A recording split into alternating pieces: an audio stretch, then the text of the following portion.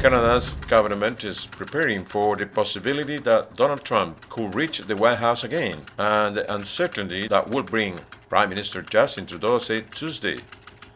Speaking at cabinet retreat, Trudeau said that Trump represents uncertainty. We don't know exactly what he's going to do. He said that his government was able to manage Trump previously by showing that Canada and the US can create economic growth on both sides of the border.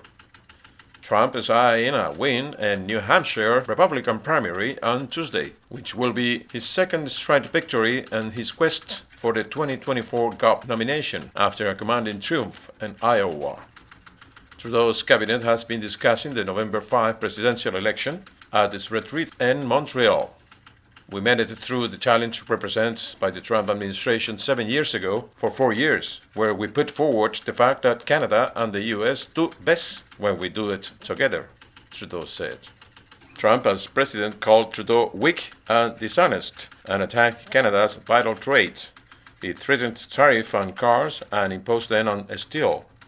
The unprecedented tone against one of Washington's close ally left a bitter taste, and most Canadians were relieved that Trump was defeated in 2020.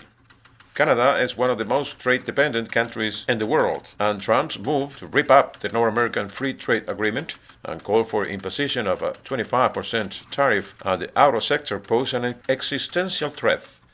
More than 75% of Canada's exports go to US. The two countries, along with Mexico, eventually reached a revised agreement.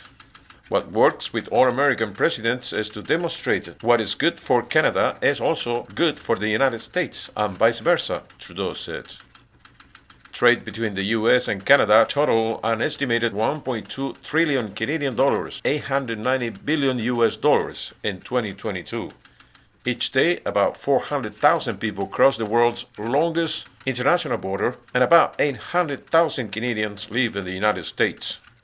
There is close cooperation in defense, border security, and law enforcement, and a vast overlap in culture, traditions, and pastimes.